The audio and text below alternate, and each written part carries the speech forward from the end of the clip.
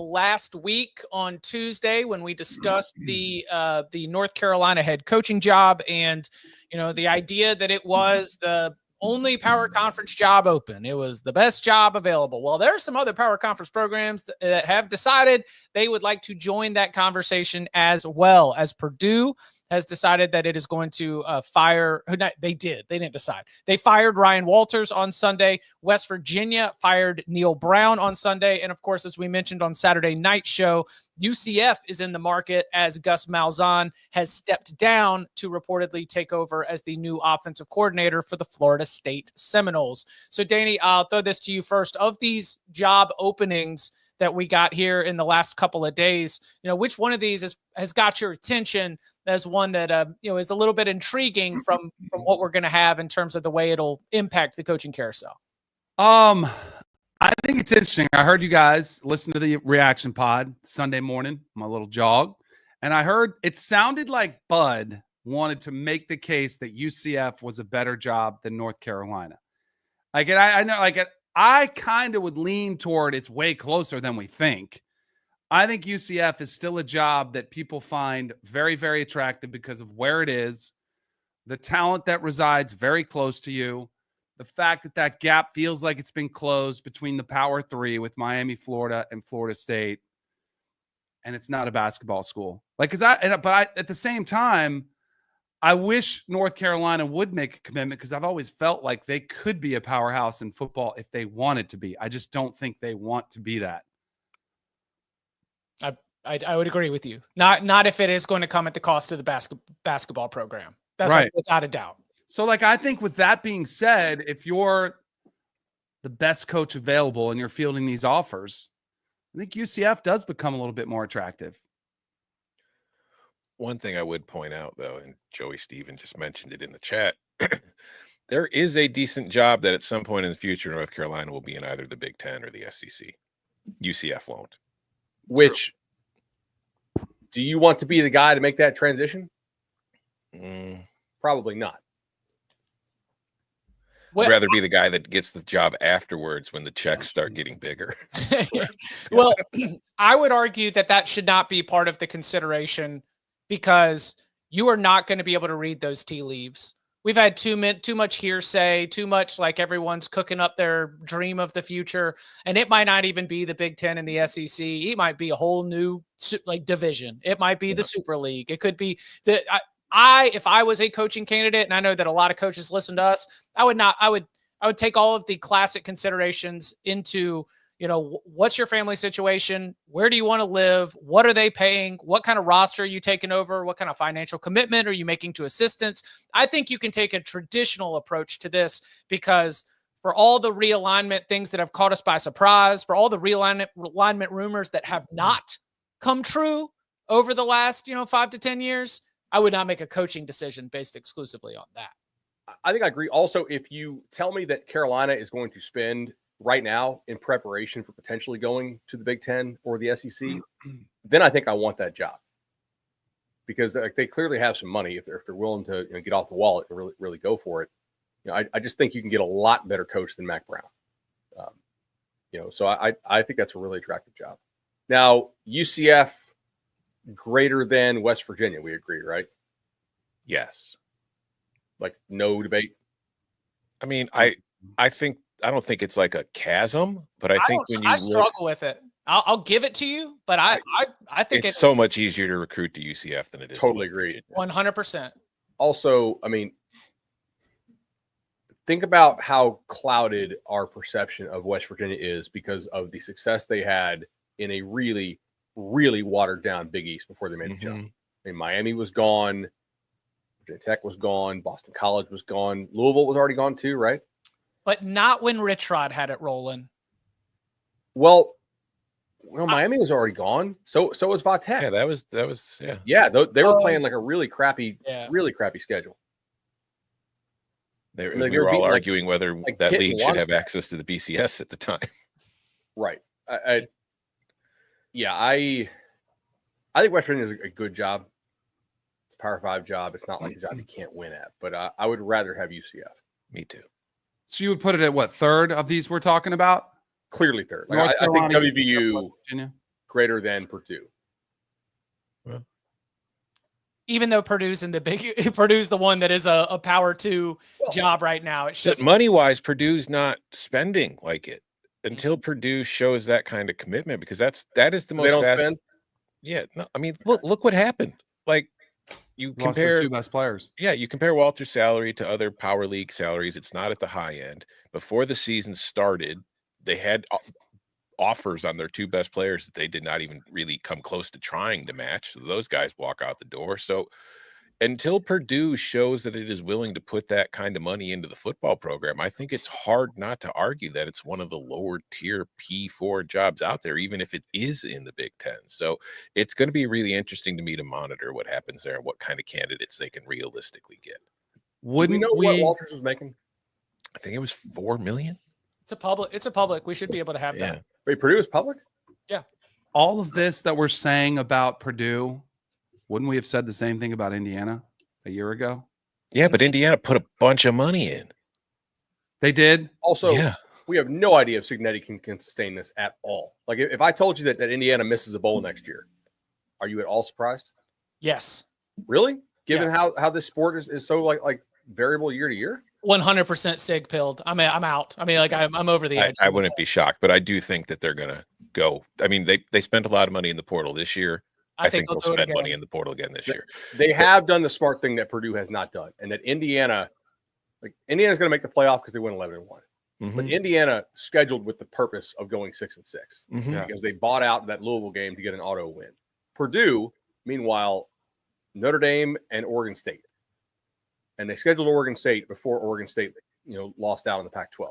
So, I mean, to me, that there has to be kind of a meeting between whoever the coach is going to be at Purdue and the agent, and the AD, and be like, hey, this ain't it, man.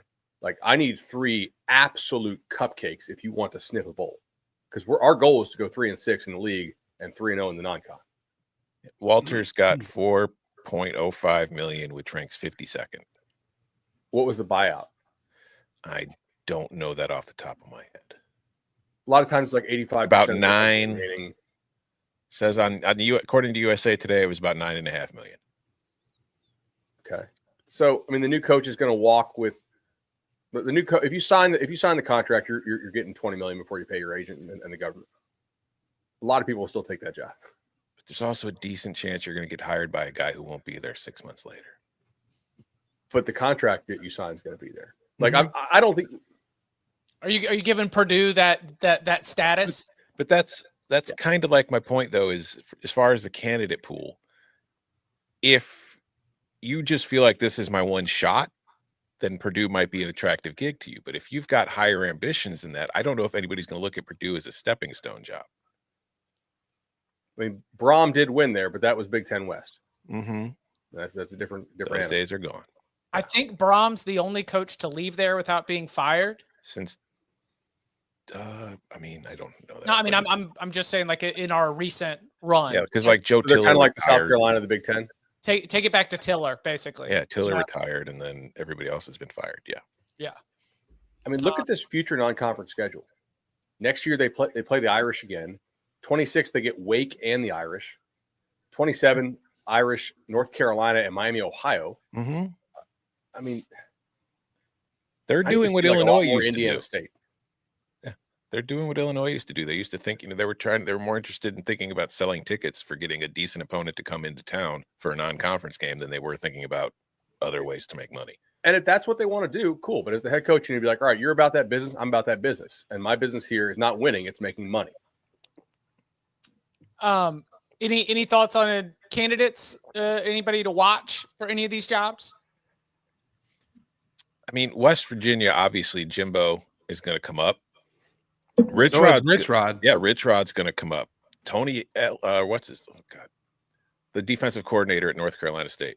Oh, they're going to say Nebraska. You're saying Tony Gibson? Tony Gibson. I was going to say Tony Elliott. I think Tony White's going to be FSU's new DC. Tony White's going to FSU. But I think that Tony Gibson, he spent a ton of time at West Virginia as the DC, and then also as I think it was linebackers while Rich Rod was there. He's very familiar with it. So I think he's going to be a name. But, will they go after a coordinator? Will they go after like a Kotelnicki? Who are they? I don't know. But they've got options. It's going to be attractive to somebody. And Pat McAfee seems pretty convinced they're going to get somebody. Well, speak that into existence, young man. You've done a lot. Hey, Do you think McAfee will make him kick field goals as part of the interview process? Maybe. Is he going to the chip Big in Ten some talk money? to Purdue about this, about the lack of spending? Does Or do what? they not care? Like, does the Big Ten have a talk with Purdue about spending? Not as long as the basketball team is crushing it. Cool. Fair, Tom? Sorry, I didn't mean to cut you off. No, I cut you off 10 seconds ago. I don't know. I mean, it's hard for me. I feel like the old Big Ten leadership wouldn't say a word. I'm not familiar enough with Tony Petitti to know what kind of approach he's going to take here. As long as Mackey Arena is standing and Purdue is winning 1 billion basketball games and packing that place out, I feel like that them being able to hold up that, saying we are contributing. You know, the problem with Indiana was they weren't contributing to the basketball and they weren't contributing to the football. So they had to get something going in the right direction. At the group of 5 level, starting to get some jobs filled. Sam Houston's Casey Keeler lands at Temple. You know, we're talking about whether Temple's going to continue with football, and they just hired a damn good football coach. Tells me they are not planning on stopping football anytime soon. Former national champion that at some lower ranks has guided Sam Houston through multiple conferences and on into a 9-win season here in Conference USA. I see that one as like, okay, Temple, you're looking around at the American Athletic Conference and says, why not?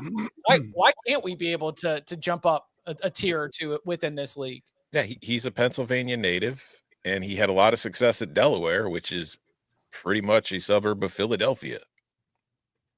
So, I mean, that makes sense. Also, I think both he and Charles Huff are doing assuming Huff takes the Southern Miss job, which I know that, like he's said he's not, but there's a whole lot of reporting out there that he is. So maybe all those folks are wrong. But he has a Sun Belt title game to prepare for. He can't exactly be. If you had to wager, are you believing Charles Huff's statement, or do you believe he's going to be the next Southern Miss coach? I tell you what, I believe everything on a Notes app. You know, anybody who posts a Notes app to a reporter, it's got to be 100%. I mean, like Zenit's quoted, like I got the quotes from Huff. So like that's what Huff said, but we'll see what he does, not what he says. I think both these guys, like Marshall was trying to fire Huff last year, I'm pretty sure. Just couldn't get the cash together. So that's kind of a restart thing. And for Keeler, it's kind of a restart too. Weren't they kind of unhappy with him? And they were one game away from playing for CUSA this year. I didn't know that Sam Houston was unhappy with him. I thought that we had looked at that as a successful transition story. Okay. I thought there was maybe somebody was unhappy there. I'm not exactly sure who. But Casey Keeler lands at Temple. Any other sort of group of 5 movement? Mike McIntyre fired at FAU. Another opportunity for Danny. FIU, you just pissed off a whole lot of people. Yeah. FIU. Some of his comments the last few weeks, boy, that was not a great look. I mean, they hit their season win total in Vegas, despite the fact their quarterback got hurt for a couple games. I don't know. I don't know what you really want at FIU, but hard place to win.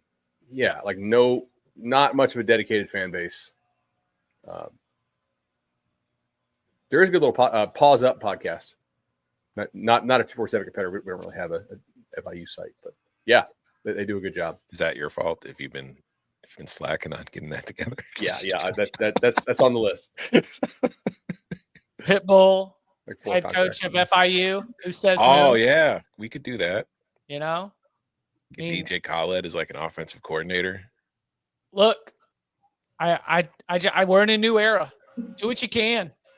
Do what you can. All right. Any other coaching stuff? It could even be you mentioned Tony. I think Oklahoma's going to get Arbuckle from Washington State to be their OC. I think they wanted the Baylor combo, the quarterback and the OC. But at this point, my reading of the tea leaves is that Baylor's going to pay up to keep those two.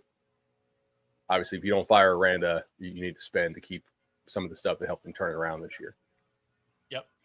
That could be interesting. I mean, Mateer is pretty mobile. Arnold is also pretty mobile. I'd rather have it Arnold. Stays within the air raid tree. When you rather have Arnold? Arnold than Mateer? Yeah. So I need to know what the hell happened to Washington State in the final 3 games. Did you guys kind of like see their collapse? So Is it a vibes thing? I saw it mentioned as if you track it, when Oklahoma started feeling confident, they had their new offensive coordinator, Washington State offensively fell off a cliff. Like if you throw those 2 timelines on a chart together, they do line up convenient. But that is some real like message boardy, connect the dots type stuff. But it's what I would offer to the conversation. I mean, to lose to Oregon State, New Mexico, and Wyoming back to back is a little much. Mm-hmm. Yeah. Not great. Not great. All right. Well, they had to go through the grind of that Pac-12 schedule. So, sorry. Who are the coordinator spots that are not filled yet? Wisconsin? Yes. And then Marion is kind of good. I think Marion will do the dance with Tulsa or an OC job because he played at Tulsa. Marion might be somebody who could be appealing to Purdue as a head coach, considering where they've had success. You think they'll go coordinator back to back? I think that what the fans will want, and this is just anecdotal from talking to them, they did not really like the Walters hire at the time because he was a defensive coordinator, because it was coming from Illinois, and it was but mostly because it was going against where they've had success. Like Purdue's best years have been when they had interesting offenses. I think that's the direction they're going to want the school to take, and Marion's somebody who kind of fits that bill. Question for you. We didn't talk UCF candidates. Yeah, who? Do you think, is that a big enough jump for Summerall if he doesn't get UNC? Do you think they would talk to Chadwell? Yes. I think so too. Do you think Chadwell would talk? Do you think Chadwell's looking to leave? Or would be interested? To leave the CUSA, I think you would like to leave. But he makes a lot of money there and pretty secure in that job. Yeah, Scott Frost is available. No, thank you. That's been on the group chat. Bring him home. I'm sure we'll get some articles about how they should consider it. I'm gonna sure write one right after the show. That's gonna, yeah. I am positive. Lock of the week. Somebody's gonna write a Scott Frost career rehab. Somebody's got the Scott Frost. Here comes Mike Bianchi, ready to go. Maybe they go coordinator. I don't know. Kotelnicki? Yeah, Kotelnicki. I mean, I read that, or I heard buzz that he's on the list of West Virginia, and he has shown interest in it. He did kind of dice them up in the opening game. Mm-hmm. What about Schumann at Georgia? I feel like if I'm Glenn, if I'm Glenn Schumann, I'm waiting a year. Yeah, it's not like my defense is going to suck. I'm still going to have that pedigree, and you're probably going to have more appealing jobs open. We're going to get a lot of UCF jobs, a lot of SEC jobs next year open. Yeah, like 5.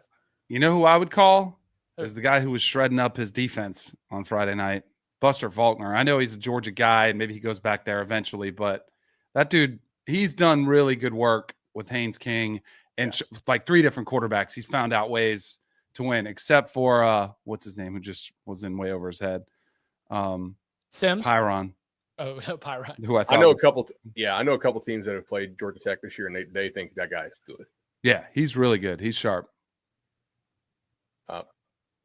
Does he want to leave the area? Right. Maybe not. And maybe he waits he could probably be in a position if they keep winning. He could pick, or he could go back to Georgia maybe one day. Yeah, I was going to say, couldn't he be Georgia's offensive coordinator in like 25? Could be. That if he kills it again, I don't think he's going to just be an OC. Yeah. Right. Like the timing is probably off there, but maybe. I mean, there's so many SEC jobs that could open next year, though. I mean, like if Kentucky doesn't open this year, you think they're over 50% open next year? Stoops starts next year at the time, in the same way that, we had our Pittman and Napier as like I think about this, and I don't even know if our audience cares about it, but I hope it opens the door to the way that this gets done. Basically, there are a few people that are going to be put in the headline photo of your favorite story on your favorite national website, right? Editors have got to sit around and they've got to say, all right, who are we going to put in this picture? Literally, who is going to be the face of the coaching carousel? That was Napier and Pittman going into the 2024 season. I think Stoops plays that role going into 2025. By the way, Malzahn was making 5.5. Jeez. Was scheduled to make 5.5 next year, 5 this year. That's a pretty attractive job to recruit in the state of Florida and make 5. Somebody they'll do it. I think that they will get an attractive candidate and be in a league where there's actually a path to winning it. Yes, that's the other thing. Who in that league are you confident is going to be better than UCF over the next 5-10 years? All right. Winning other leagues is like playing craps. Winning the Big 12 is flipping a coin. Pretty much. For the most part. Like, you've got to play it 12 hard way, no pass line. Like to be able to navigate your way to a championship in other conferences, it's got to get really complicated, and you need just the right roll of the dice. You just need to win enough coin flips in the Big 12, and you can find yourself in the college football playoff. Yeah, it doesn't mean it's easy. But what's a better job, Colorado or UCF? UCF. UCF. Recruiting. Oh, you think Dion for UCF? I could see that. Like, would it be seen as like, is it worth the risk for him to go lateral? Is it seen as a lateral move because What's it's the been risk, conference? Right. I mean, you're losing Shedeur and Travis and most right. of the best players. If there was a time to go, it would be now. Yeah. Oh, I could see Dion at UCF. All right. Well, similar color schemes. He already, I mean, he was in Orlando a lot for the Under Armour stuff. They recruit the heck out of, like, they try to recruit the heck out of Florida. So, right. I mean, if you wanted to do visits, if he can recruit to Colorado, which he has, imagine what he could do in Orlando. The only counter I would wonder, and this would be a question rather than a statement, is your support from Rick George, the athletic director, and the administration so strong that you would be having to give up some power and leverage by leaving that? Like, is there an advantage with you are running the show without much friction? Nobody's getting in your way in Boulder. And if you go to Orlando, and I just don't know what the difference would be going from Boulder to Orlando when it comes to that kind of stuff. That's a fair point. Right.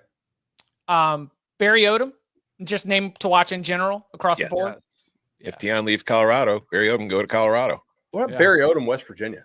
Yeah, sure. That works too. I think Barry Odom is on your Be a good fit there too, man. Yeah. I think Barry Odom is on your list of make sense candidates for any power conference job. Especially when he wins the Mountain West. I mean, he'll be top of the list for a lot of people. Then they go to the playoff, right? Yeah. Then would that hurt him though? That would hurt him, I think. Yeah. Probably. Although odds are they wouldn't be in it long. Yeah. But, and I remember going back to his system where he said he didn't like NIL, where it was one player makes way more than another. He said, we have a tier system. I do think in a place like West Virginia, that would be a system that could work. You know, where you've got to maximize resources, get guys to buy in. You're paying your starters or upper class, whatever it is, your quarterback, skill players, this amount, all the same. Like, that's not going to work at a lot of places. And maybe he changes that mindset if he could. And you kind of have to do that at UNLV, but the dude can coach. Blue collar mindset in mining country. You know, you're paid what you earn, you know. Do they have a rodeo in West Virginia? Like, where could he go? Like, he went and did the rodeo. He rode it in the rodeo out in Vegas. Could he do like a bare knuckles fight? I could see that. Like 100%. Backwoods of West Virginia. Doesn't Barstool do their rough and rowdies in Morgantown? I mean, that's what I'm saying. You could fight in it. Yeah. But you know, it's West Virginia has that argument that a lot of programs at the power conference level have, where they are the show. You know, like you're in it. Like, I guess they're Pittsburgh Steelers fans, I guess, but even that, you know, is like up that way, and like the whole state is united behind West Virginia, so you can activate it. Hard to get to, but maybe I am showing my bias from just like the time that I've spent watching college football, but I still think that's a pretty good job that someone could win at. Is it a top half Big 12 job? Instinctively, my answer is yes, but I would need to break it down. I'm not that confident. It's weird because it really depends on what your view of Iowa State and Kansas are. Like, do you view that as Matt Campbell and Lance Leipold, or do you still view those as programs that where you have an advantage? Because I still think that those are two difficult places to win. They just have amazing coaches, right? I would much rather have West Virginia than I would have Iowa State or Kansas. Yes, especially Kansas. Iowa State's a little bit different because they've sustained it for. I mean, it's one coach, but they've actually sustained it for a while, and they do have buy-in from the fans. We don't think Ohio State's opening, right? I don't know. It's crazy because we all would have laughed. I think we all would have said you're out of your mind.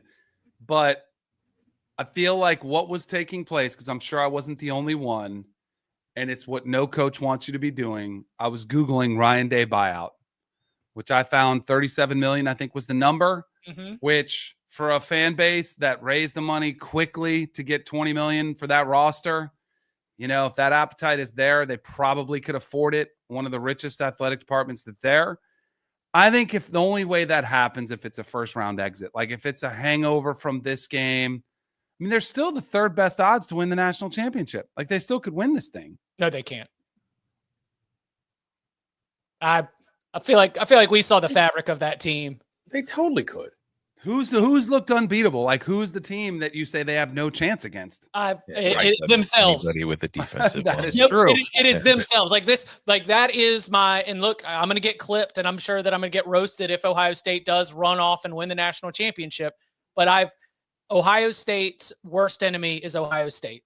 Like that's the team that I'm afraid that they're not going to be able to beat to win because they won't get a bye. So that means they've got to win first round, quarterfinal, semifinal, and the Natty. They've got to win 4 games. And they're already beat to shit. Like already against some of the best teams in the entire country. I'm on the out. So Tom, you say they can't? Oh, I said they couldn't before they lost, but the one thing to consider though is a couple years ago they lost to Michigan. It was horrible.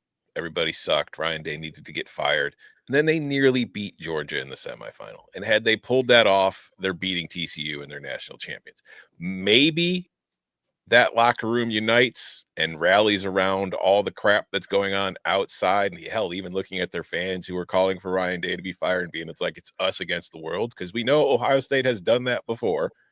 And they give us an incredible effort in the college football playoff. Maybe they use the next 3 or 4 weeks to get healthier and they look better. I'm not completely ruling it out, but just vibes. And based on everything they have shown us in key situations the last few years, it's hard for me, like Chip just said, it's hard for me to think that they're going to win 4 straight playoff games. Agreed. But I mean, the other day on the show, I said, like, hey, 13 teams from FPI from the prior 5 seasons are better than any team from this year, rating wise. If you look at Connolly's SP Plus, it's more. It's like 14. So, I mean, about the same number, but we have a bunch of 5 seeds this year in college football because the talent has been spread around that much. Like, do you think any of these teams in this year's playoff would win a playoff game in last year's playoff? Yes. Who? I don't think Alabama was anything incredible last year. I think you'd have to go back a few years because I still think they're the talent. Who would beat them? You think this Texas team beats them? This Texas team could beat last year's Oregon. Alabama team. Yeah. Didn't this Texas team beat last year's They Alabama? did beat last year's Alabama team. No, I mean, but last year's Texas team was better. You had Worthy and you had the. I don't think they were better defensively last year. I think they had a great defensive line, but I think the entire product of this defense is better than last year's. They didn't have Jabbar Muhammad. I think Texas offense was a hell of a lot better last year. I don't know. I would have every single team from this year an underdog to. I also the top 5 teams from last year. Well, with Travis, but obviously not without Travis. I also think plenty of the teams in this year's playoff could have beaten last year's Washington. Yeah, maybe. Don't you think this is the new normal? They haven't shown it so far from like a ratings perspective, right? But I mean, look at what Michigan did to Washington in that title game. If you're a physical team that could run the ball, Washington could lose to you. That Michigan team is really damn good. Like from I look, certainly, I'm not saying it's impossible they would win. I don't think they would be favored. Don't you think this is the new normal? Like, don't you think this is what we're going to get with talent spreading around? Yes. And I think it's awesome that, like, South Carolina fans have hope in November. You know, Arizona State fans are still, like, deeply invested in the national landscape of the sport in November. Yep. That's new. Like, that's kind of grow the game, you know? That there are a lot of outcomes that could have happened with this 12-team playoff, like, we get 6 SEC teams or something insane. I think that would have been bad. I think for the sport, how it played out this year was good because everybody really feels like they have a chance deep in, not Florida State fans, obviously, but many teams, feel, you know, like they have a chance deep into it.